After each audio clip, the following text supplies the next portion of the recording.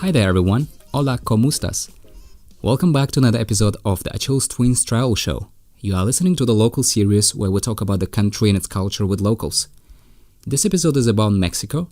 Mexico is a country between the US and Central America that is known for its diverse landscape of mountains, deserts and jungles.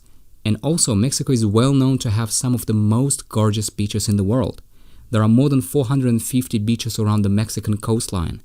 Mexico introduced chocolate, chili, and corn to the world. Our guest today is Aldo. He's from Mexico. When we had a conversation with Aldo, we realized that we have a lot of things in common. For example, he likes traveling, and he's an English teacher just like us.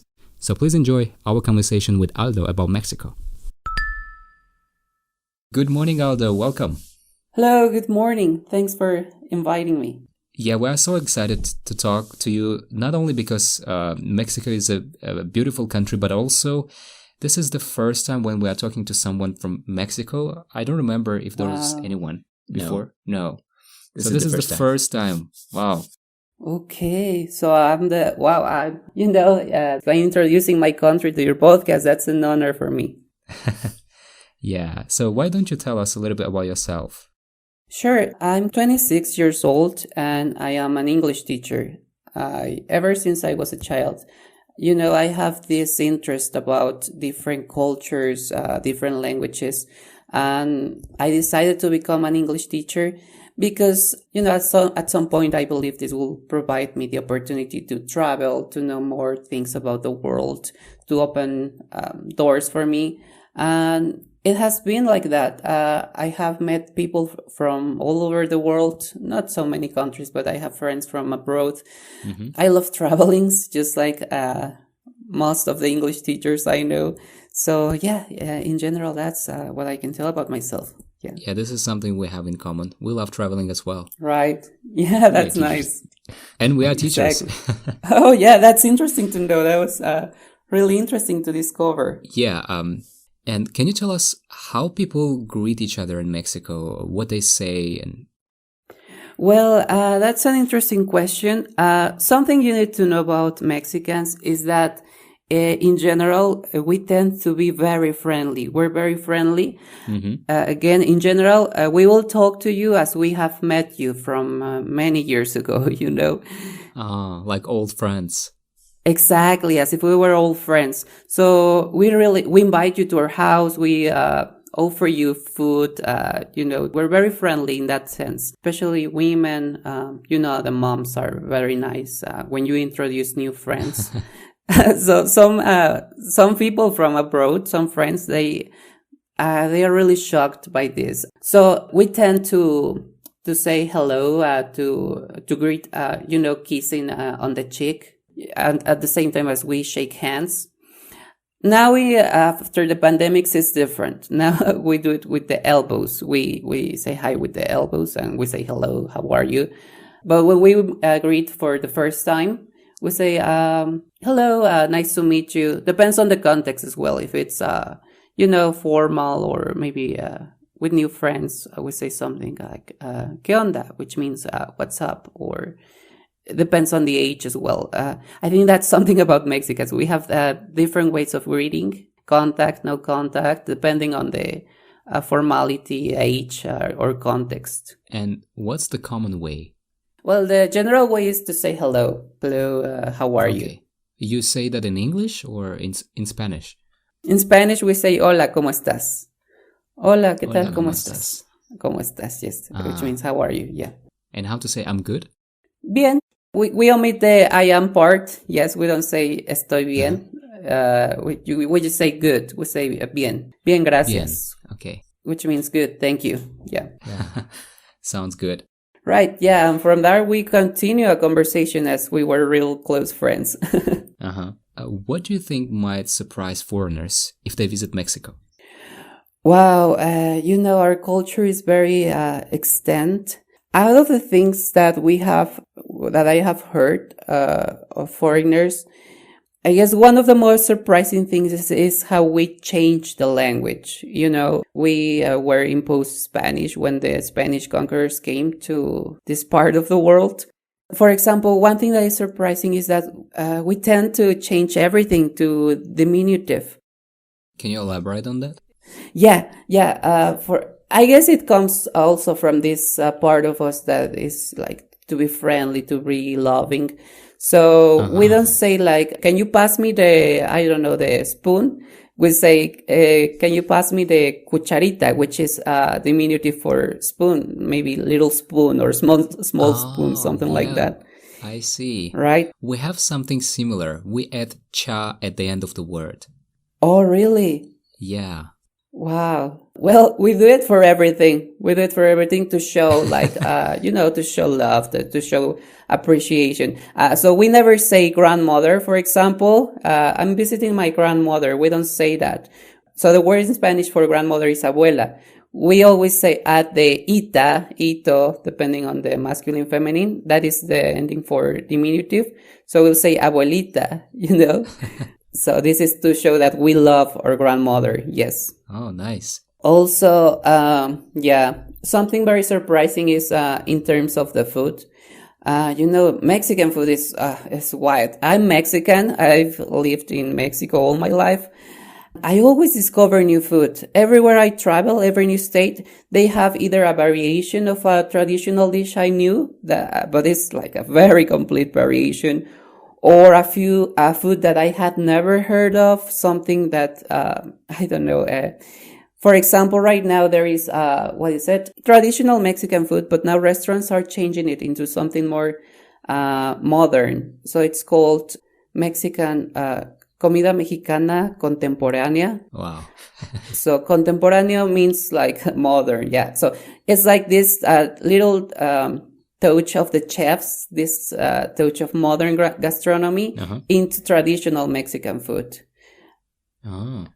So they use the traditional ingredients, but with this modern type of preparation, and they present it to you in a very nice way. That is in terms of restaurants, for example. But also, you might find surprising that food is everywhere. You walk around the corner and there is a food stand, and there is another one in another corner. And it's very cheap. Food is so cheap here. It's very affordable. It's surprising for some people. Some foreigners, they stay here in Mexico because they love the food and how affordable it is. So sometimes, even if you're on the bus, some people get on the bus and they offer you maybe some sweets, some, something like snacks to have on your way home. I guess that's not everywhere in the world also. Yeah. That's something surprising. Oh, that's good. Right. And the food must be spicy, right? Oh, that's, it depends really. In general it is. But again, we have so many variations, so many different types of food. That not all of our food is spicy. For example, here in where I live, it's Puebla City. It's 2 hours away from the capital of the country. Our traditional food by excellence is called chile en nogada. Chile is, pepper. It's a special type of pepper, but this pepper is sweet. It's not spicy. It's sweet. Oh, okay. And yes, we stuff this pepper with, this is a season type of dish. So we stuff this pepper from, with fruit from the season, with meat, and with raisins. So it's actually a sweet type of dish. And at the end, we put a sauce that is made of nuts. It's a nut sauce. So yes, pomegranate grains on top. It's real nice. It's a nice dish, and it's sweet. Some people don't like it because they're used to eating spicy food. But I think it's a misconception that all food in Mexico is spicy. Some of the most traditional and common dishes are not necessarily spicy. I see. Yes, it might be surprising as well that maybe, I don't know how familiar you are with this, but our candies are spicy. Some of our candies are spicy. Wow. Yes, you know tamarindo, the fruit? No?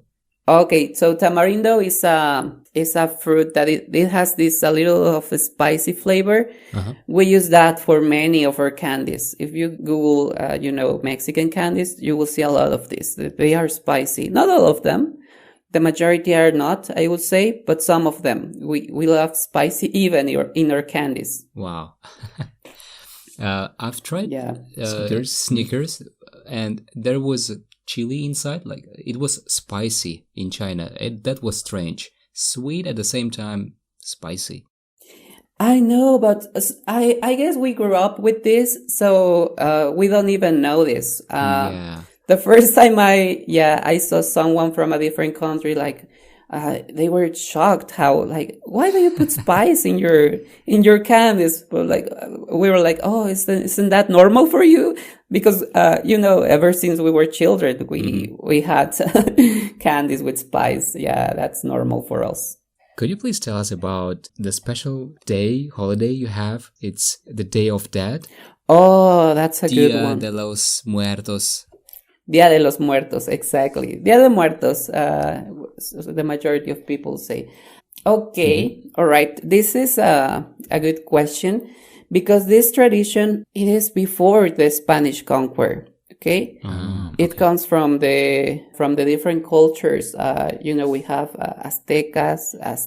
Different cultures that existed, and that was so strong. That those cultures were so strong and so populated that even when the Spanish conquest came, they couldn't get rid of them.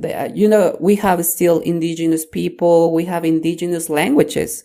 We have, and these traditions remain.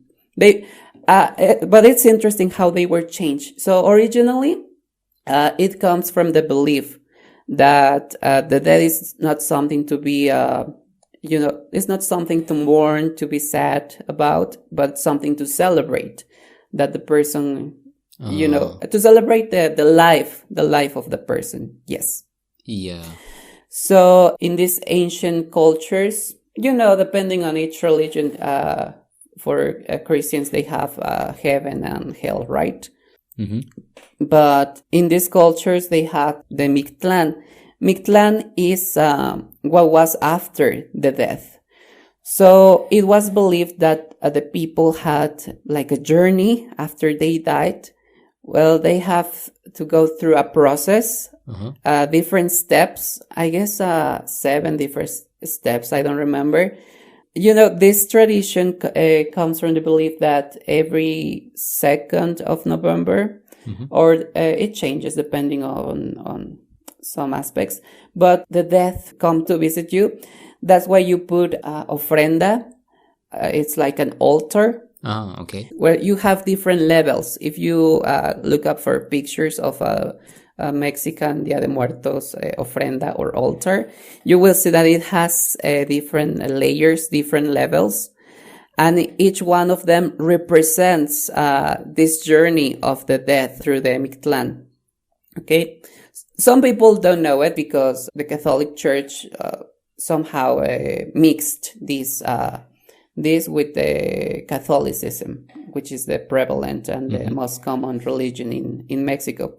So in this altar, you put some food of, some of the favorite dishes that the person liked when they were alive. You put pictures. It's important to put pictures of these people. And you use some special type of flower, which is called cempasúchil. This is a very aromatic flower. It smells so much, and it's just from this season. So supposedly this flower guides the path of the person. They help them. They help their spirit come to your house. They are like attracted by the smell, and they follow the path of the path of flowers to go through this altar. How do you celebrate that? Again, it's different in every place. Some people go to the graveyard of their dead ones. Where I am from, which is a small town, we have something called las locas, translating into the crazy ones, the crazies, I don't know. Mm-hmm. And it's interesting because in Mexico, we are famous for being machistas, like man? Yes, exactly, very manly. But on this day, which is October 31st, men, they wear women clothes, dresses, for example. Uh-huh. And they dress up with this type of costumes and mask, like scary mask. Uh-huh. And they go from house to house at night, maybe trying to emulate maybe the demons or the spirits that visit this day. And they go from house to house and they are offered an ofrenda. Ofrenda is all of this food that you get from the altar, tamales, pumpkin, I don't know, some food is traditional for these days. Uh-huh. And, they go from house to house asking for this and dancing. They are dancing in these costumes and women clothes. That's in my hometown, for example. In other places, there is a place, I don't remember exactly the name, but it's so beautiful because it's like a small island. And people go there and then light up candles and they go visit I think there is a graveyard there. But it looks so beautiful. Have you watched the movie Coco? I guess. Just a trailer. We want to watch it next week. Oh, okay, that's okay. It's something like that? Yes. All of the views, it's based on a city called Guanajuato, and the visuals are very similar. It's really something like that, yeah. Oh, wow, that's interesting. So you said men dress up like women. What about women? They dress up like men? No, it's interesting. They are the ones that they give the men ofrenda, like the food from the altar. Uh-huh. But no, this is just a special tradition in my hometown. Ah, I see. So it's different from one state to another. It's every state celebrates it in a different way. Yeah, exactly. Yeah. Wow. And how many days is that? 1 day or a few days? I guess it's a whole week, actually. It starts officially is November 1st and 2nd, but it is believed that according to the day, a type of death come visit your house. I guess the first one is on October 29th. I'm not quite sure about it, but that's when the children visit you. Oh, okay. Then you have the next day you have the people who died by accidents. Then the old people, etc., etc. Yeah. So by doing all of these things, you honor people who have died. Exactly. Yes. It's like it's a celebration of their life. You try to honor them and you try to give them the things that they used to like when they were in this world. Wow, that's interesting. Another interesting thing I've read, it says that Mexico City is sinking 10 to 20 centimeters a year because it was built on a lake. Yes, it is true. The history of Mexico City, well, it originated again based on the ancient cultures that used to be there before the Spanish conquerors. Mm-hmm. So the legend is that they have to find an eagle eating a snake on top of a cactus. That's why we have that. Exactly, yes. Mm-hmm. And the place where they found it was in Mexico City, which was I don't remember, but I think like a lake. But it's surrounded by mountains and valleys, I guess. So that's why it's when it's the rainy season, Mexico City always drowns, And sometimes it's true. It feels like it's sinking. Wow.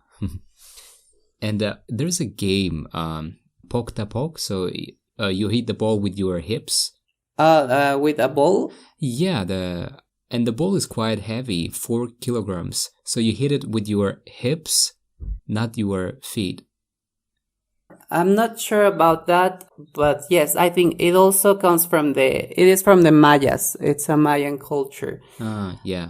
That's how the warriors played, and that's how they had entertainment. How they do that? Because it's so heavy, 4 kilograms with a hip. Damn. I know they must have been really strong, I guess. But yes, and yeah, you're right. They used the hips, but I guess they trained for that. They were used to do that. Mm-hmm. But yes, that is from the old Mayan culture. I think they showed that in a cartoon called El Dorado. If you watch that cartoon, you can see that how they played. Yeah, I saw it a long time ago. I don't remember exactly, but yeah, the objective was to put the ball through a hole that was on the walls. But yeah, that was to entertain, I guess. I don't know if I should call them kings, but of this type of ancient cultures. Yes, I see. Yeah, and there is another interesting thing. I've seen a video today on YouTube about the Lucha Libre wrestling. It's so different, and they wear masks, right? Or something like that. Oh, yes. Yes, that's something that we integrated into our culture. Mm-hmm. But yes, I guess we always add this artsy part to new things that we have. So I think even the rules are different. But yes, we have costumes for Lucha Libre. We have masks, and I guess it's the Mexican crafters who elaborate this mask or who initially elaborated them. Okay. But yes, we have this tendency to put some of our art to new things. Yes. Mm-hmm. Wow. If you could choose 3 aspects of your culture to put in a time box for the future, what would you put in it? Okay, yeah, that's an interesting question because there's so much in Mexican culture. Maybe Dia de Muertos in general, Day of the Dead. That's a celebration I would never want to forget or to stop having. You know, of a wide variety of Mexican traditions, that's the one I enjoy the most. Then probably costumes. You know, in Mexico we have costumes in different states. You know, we have one costume for Puebla, one costume for the north, and they are very elaborated. Some of the artists, they use small type of rocks, stones. They're very, very small, but they have, you know, like art, or I don't know how to call it, but like some shapes. You can see faces, eagles that are sewed on the costumes. So I guess costumes is something that's very representative. And finally, also the traditional dances of every state has different traditional, like a folklore dance. So sometimes they tell stories, sometimes they talk about the culture of the place. I guess that's something nice to remember as well. You mentioned that about the misconceptions people have about Mexico. You said people think that everything is spicy. Any other misconceptions people have about Mexico? Yeah, well, I think things are changing, but out of the things I've seen or heard or how Mexicans are represented, usually I guess they picture us as being lazy or being late all the time. That is not true. Yeah. Yes, the people that I know, we're hardworking. About being late, I guess that is partially true, but I think it's part of the culture, you know? It's surprising that if we say, for example, the party starts at 9 p.m., we know that means 10:30 p.m., for example. Wow. So, yes, if you're a foreigner visiting Mexico and they invite you to a party, you know that 9 p.m. doesn't mean 9 p.m. So, also, I guess the way we look, people think that we are all, you know, this, that our type of skin, the skin color is, like we're brown and we're short, chubby. And I don't think so. If you have seen Mexican, I don't know, YouTubers or celebrities or etc., we're not that stereotype. I think also it's surprising for me, but a friend told me that he knows that foreigners have told him that they believe that Mexico was, like the whole country was, like a desert, that the weather and, you know, the type of, yeah, it was like a desert. But no, actually we have valleys, we have sea, forests and jungles. We have very big jungles. So yeah, if you want to see different landscapes, you should come to Mexico. Yeah, before we start recording, you even told us that there's a place where you can find snow, which is really strange. I mean, we would never thought that in Mexico you can find snow. Exactly. Yeah. Not everybody knows this, but yeah, there are places where, not even mountains, because in the mountains, of course, you can see snow and it's normal. There is a place which is it's like a mountain, and it's snowy in the winter months, and at the end it has a lake. It's real nice. Mm-hmm. One of my students told me that when she was little and she was traveling to Mexico City from Puebla to Mexico, she saw the snow, and it was actual snow. Or where I am from, which is a village, a village in in Puebla City. In December, January, it's real foggy. I guess it's foggier than London. So yes, everything is so white, you can see anything, and the temperatures are -0 degrees, and it's normal for us. We're used to it. What about English? Do people speak English? It depends also. That is very common, very normal on the north because of its proximity with the United States. So the states in the north, they speak English a lot, but also in the touristic places like Cancun, which is the Caribbean beach. They even sell things in dollars. So I don't know, everybody, like yes, from the person that receives your car in the hotel to people selling souvenirs on the street, they speak English because they know it's very touristy. Is that true that shoes need to be clean all the time? I guess that depends on the person. Like if you're with friends, they're not going to criticize you for your shoes. Yeah. But for example, if you work and you use some type of attire that is formal, maybe they're going to look at your shoes if they are not clean. I guess it's normal for us, but yeah. Or your mom is going to be the one who tells you, hey, clean your shoes, like something like that. Scold you if you don't have clean shoes. But no, it's not something like we criticize or like, oh, you have dirty shoes. Not really, no. And what do you think is the best time to visit Mexico? Well, Mexico is all about the traditions, the food. So I will recommend Dia de Muertos as the celebration to choose. Because as I told you, you can have different experiences, whether you are in one place or another. The food is real nice those days. You have very traditional food because, in the altar we put food to the dead, but also we make food for families. Mm-hmm. And I guess, it's a nice time to visit Mexico, depending on what you're into as well. But yeah. I see. So that's end of October and November.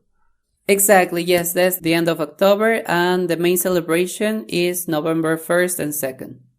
I see. Oh, good to know that.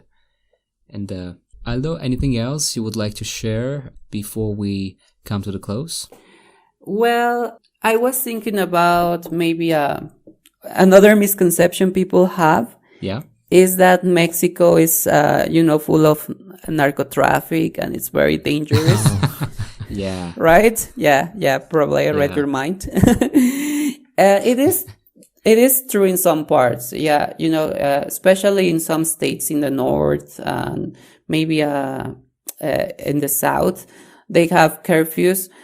But it's not like that everywhere, So if you want to visit Mexico, in the cities, it's nice, or depending on where you stay, it changes maybe from one neighborhood to another, but not really. Yeah, it's not the same. It's not like that everywhere. Yeah, it's pretty safe. Yes, exactly. Well, Aldo, thank you so much for taking the time. We really appreciate it, and I hope one day we can visit Mexico and see the celebration of this, the Dia de los Muertos. Right. Yes, no, thanks for having me. And yeah, you're very welcome to Mexico. We will receive you with arms open. Yeah, that would be nice. Thanks a lot. Thank you. If you enjoyed this episode, you might enjoy the episode about Trentino Alto Adige, which is in Italy, with our guest David Zwerger. Here is the preview trailer. The main language we speak, it's different from village to village or valley to valley. So that's why we have to speak in the official TVs, in the newsletter, or in school, German and Italian. And there's a third language, it's Latin. It's a Roman language, but I to be honest, I don't speak that. It's a little bit difficult.